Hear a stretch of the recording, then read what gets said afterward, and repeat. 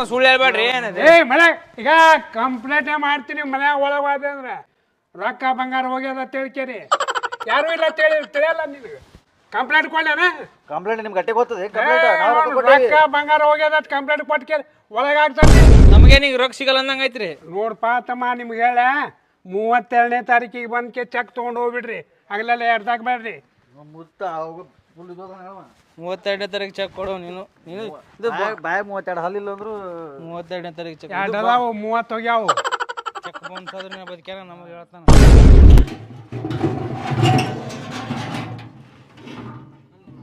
ಮಾಮಾರ ಹಾ ಹೋದ್ರಿ ಅವರು